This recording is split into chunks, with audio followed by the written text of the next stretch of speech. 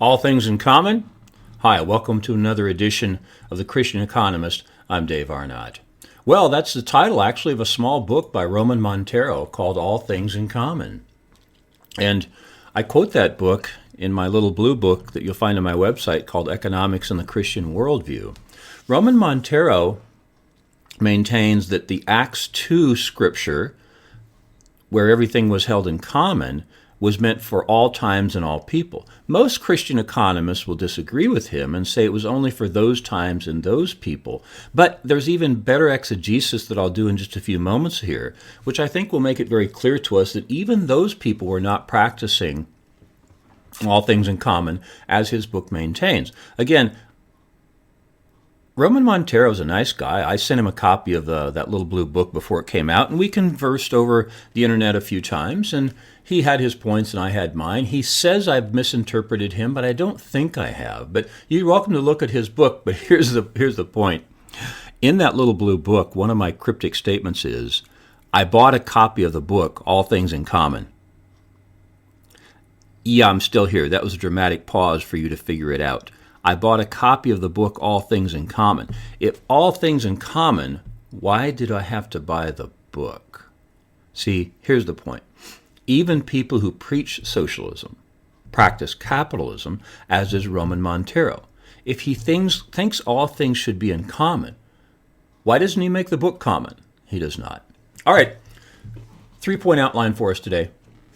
Definitions, little scripture exegesis, and some current day application. So definitions. Free market capitalism is where individuals own the means of production and distribution. Socialism is where the government owns the means of production and distribution. They're the very two basic things here. In free market capitalism, individuals give. In socialism, the government takes. Look, there's no biblical command to take. There are biblical commands to give. But if there are biblical commands to give, that means you must own before you can give. You can't give something you don't own. So that's why most Christian economists favor free market capitalism over socialism. And here's the big point. Look, socialism denies the fallen nature. In that little blue book, Economics and the Christian Worldview, it's a 3-part outline. Creation, fall, redemption. We believe humans are fallen. In a fallen world, socialism doesn't work because those who produce the process, those government officials, are fallen. Hold it. Yeah, free market capitalists are fallen also. The businessmen are fallen, but their fallen nature is controlled by competition. In socialism, there's nothing to control the socialists in the government who do the taking. Let's do a little scripture exegesis. See, I can't even say it, and I'm not even good at it, because I'm not a theologian, I'm mostly an economist, but we'll do a little here today.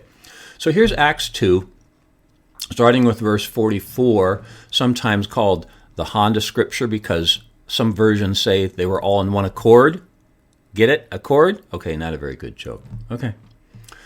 Acts 2:44, let me read it straight through. All the believers were together and had everything in common. They sold property and possessions to give to anyone who had need. Every day they continued to meet together in the temple courts. They broke bread in their homes and ate together with glad and sincere hearts, praising God and enjoying the favor of all the people. And the Lord added to their number daily those who were being saved. That's verses 44 through 47. Let's look at each individual verse.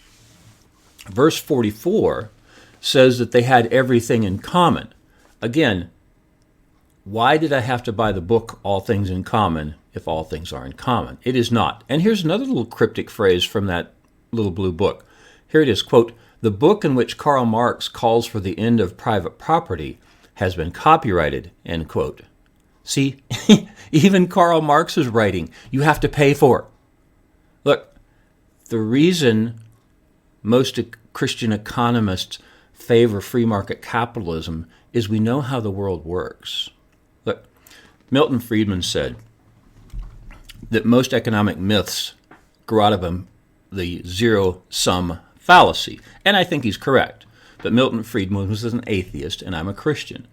So one of the phrases I say most commonly in my class at Dallas Baptist University is that most economic myths grow out of a misunderstanding of the fallen nature, as does this one. Look, if people are fallen, you want them to compete to control that fallen nature. Socialism feeds the fallen nature. Okay, that's verse 44. Verse 45, they sold property. Well, hold it. This means they earned that property in a capitalist free market. Secondly, they sold it in a free market. The government didn't come and take it. And if this was a scripture that favors socialism, the government would have come in and taken it. No. There's no criticism in this scripture for them owning the property, nor for selling it. Matter of fact, it says it's a good thing that they sold it. What? In socialism, you can't sell? The government owns everything. So just the fact that they were congratulated for selling it is an endorsement of free market capitalism. Verse 40, excuse me, verse 45 further on, to give to anyone who had need. Well, the first two words are to give. Again, it's endorsing a free market capitalist society. You can't give something you don't own. It's only in a free market capitalist society that you own something to give. So, and the other point, need was determined by a committee. This is not explained carefully in this Acts 2 scripture, but it is in many other scriptures. In the early church, a committee determined who would be the recipient of these gifts. And it was only to qualified is a careful word, only to qualified, the committee decided who was qualified: widows, orphans, and immigrants in their distress. The reason was because in an agrarian society, if you have no access to land, you have no ability to produce value for yourself. And so it was people who couldn't produce. So if we learn anything from this scripture, it is, to whom do we give? Well, to qualified, widows, orphans, and immigrants, again, taken up in other scriptures. Verse 46, they met in their homes. Well, hold it. Does that mean they still owned their homes? The scripture doesn't criticize them for owning them. They still owned their homes, so they were still practicing free market capitalism. Verse 46 later on says they were sharing their food. You're with me now, aren't you? You're thinking ahead of me. How can you share something you don't own? If they continued to share their food, it meant they owned it so they could share it voluntarily. Look, here's the summary. Free market capitalism is about individual giving. Socialism is about government taking. There's no scriptural command to take. There are multiple scriptures to give. How can you give without owning? All right. Maybe this is the most important part of the Acts 2 scripture. This occurs in 44. It says, all who believed were together. Don't miss the word, who was all together. All who believed. That means this is an analysis at the church level, not the government level. It's only those who believed were together. And that quite often is the misunderstanding of some Christian economists who try to favor socialism, where most Christian economists like me will say, well, this is talking about the church. Some Christian economists will try to say, well, no, this is about the government. But to me and most people in my realm, it's very clear that it's about the church, not about the government. It's about individuals being commanded to give, not the government being commanded to take. Okay? Third part of our podcast today, current day application. Look, the government must take before it can give. There's no biblical command to take. Talking to a student the other day, he was quoting somebody he had been listening to who was favoring universal basic income. And my student started out with, well, the government has the money. I said, hold it, stop right there. Just a minute.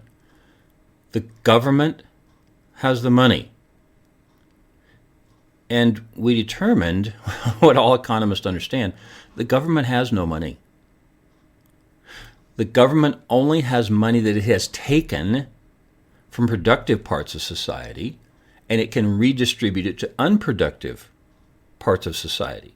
Don't misunderstand this. The government has no money. All money is created in free market capitalist settings. And this is what socialists are after. They want to get their hands on what has been produced in a free market capitalist setting. Okay. Again, in my little book, Economics and the Christian Worldview, I make this point very carefully in the introduction, that we as Christian economists should be more concerned about the input over the outcome. If we believe the scriptures tell us to be socialists, we should, no matter what the outcome. But it is very clear that at least in the Acts 2 scripture, it is an endorsement of free market capitalism. People made property and sold it in a market. They owned their food. They owned their homes. They freely gave. They kept the command to give. Oh, and there's all kinds of examples today of which this socialism doesn't work. But again, that's the outcome. But it is quite clear that it does not work. So we find in All Things in Common that all things were not in common. And really, the Acts 2 scripture is an endorsement of free market capitalism. Well, that's another episode of The Christian Economist. I'm Dave Arnott, where our motto is, fear God, tell the truth, earn a profit. See you next time.